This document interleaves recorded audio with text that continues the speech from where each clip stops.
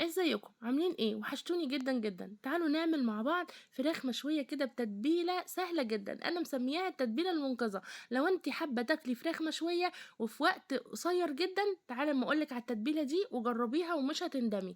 التتبيله بتاعتي هتطلع معاكي الفراخ زي ما انت شايفه كده دايبه، وكمان ريحتها تحفه تحفه، كانك متبلاها قبلها بيوم او اتنين. شايفين؟ الورك او الصدر دايب كده وجميل، والطعم كمان خرافه. تعالوا نخش على الطريقه على طول. ما تنساش تعملي لايك وشير كتير. معايا طبق هنا فيه 3 معالق من الزبادي او علبه الزبادي اللي هي الوسط.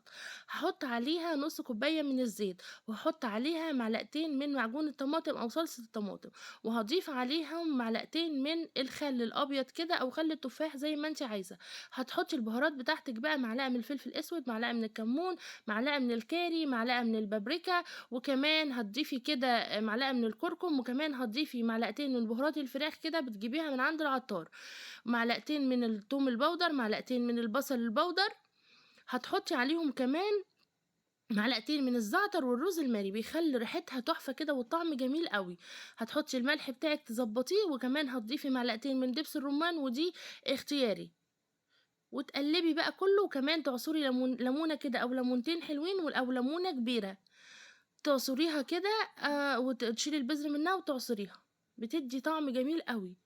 هتقلبي بقى كله في بعضه كده. الريحة اصلا طالعة عليكي حاجة كده خيال ما شاء الله.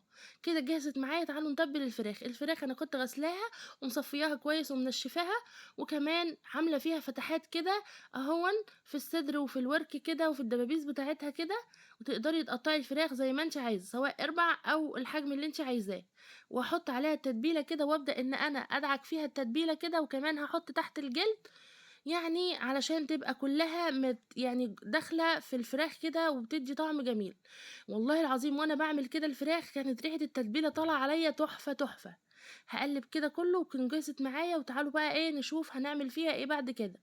كده جهزت معايا، وهجيب الصينيه بتاعتي. تقدري ان انت تحطيها في الصينيه على طول وتدخليها الفرن. انا حبيت ان انا احط تحتها بطاطس كده اهو، وهحط فيها بصل برضو متقطع شرايح مع البطاطس دي كده برضو، وهحط عليهم شوية من تتبيلة الفراخ دي. يعني حبيت ان هي يبقى الصينية بتاعتي تحتها كده بطاطس، الفراخ بتاعتي تحتها بطاطس كده، عشان لو انا عاملة رز جنبها ولا حاجة اهو. احط عليها شوية من تتبيلة الفراخ، وهبدأ احط عليها الفراخ كده كده. التتبيلة هتنزل عليها وهتاخد من طعم التتبيلة بتاع الفراخ. شايفين شكلها اصلا جميل ازاي من قبل ما تدخل الفرن؟ هتدخليها الفرن على الرف الوسطاني على درجة حرارة 180 لمدة ساعة بالظبط، وهتكون جاهزة معاكي. وتعالي اقولك هنسويها ازاي برضو، ولما تستوي هنعمل فيها ايه. حط بقى حبة بصل بقوا مني كده من فوق كده، وهبدأ ان انا اقفلها بورق اللي هو الفويل، وقبلها ورق الزبدة كده اهو. هنا هحط ورق الزبدة عليها كده، كنت بلاه كده شوية عشان ما يلزقش عليها، ما يلزقش على الفراخ. وهحط برضو هعملها بالورق الالومنيوم فويل كده اهون، وهلفها كويس وهدخلها الفرن زي ما قلتلك على الرف اللي في النص لمدة ساعة بالظبط. وبعدها هنخرجها، نشيل السلوفان ونحمر الوش بتاعها ونحطها تحت الشواية، نحمر الوش بتاعها. سهلة جدا. اعملي لايك بقى لو انتي وصلتي لحد هنا في الفيديو. ما تنسيش كمان تكتبي لي كومنت وتقولي الطريقة عجبتك ولا لا. شايفين هنا كانت استوت معايا. وهبدأ ان انا اشيل الورق الفويل، وهشيل كمان الورق اللي هو الزبدة ده، وهبدأ ان انا ادهن الوش بتاعها كده من الصوص اللي نازل منها. شايفين الصوص اللي نازل منها جميل ازاي؟ ولا الريحة طالعة ما شاء الله تحفة تحفة. حاجة كده جميلة وبسيطة وسهلة، وفي اقل وقت هتاكلي احلى حتة فرخة مشوية. هبدأ اجيب كده الصوص اللي نازل من عليه منها كده، احط من فوق كده عشان بيديلها لون جميل. وكمان يعني لما تتحط تحت الشواية تكون طالعة بتلمع كده، وكمان واخدة لون حلو قوي.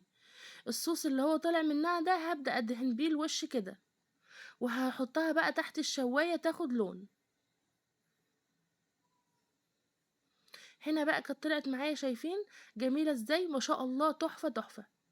ما تنسوش لو عجبتكم الطريقة تعملولي كومنت وتقولي الطريقة عجبتكم ولا لأ.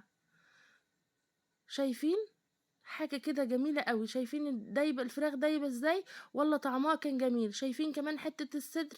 حاجة كده خيال ما شاء الله، الله اكبر.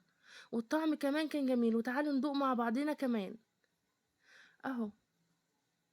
ما شاء الله. يا رب يكون الفيديو عجبكم، ما تنسوش لو عجبكم تعملوا لايك وكومنت وشير كتير عشان يوصل لكل الناس. ما تنسوش لو انتم مش مشتركين في القناة تشتركوا في القناة وتفعلوا زر الجرس علشان يوصل لكم كل جديد. والسلام عليكم ورحمة الله وبركاته. ربنا يحسن ما بين ايديكم.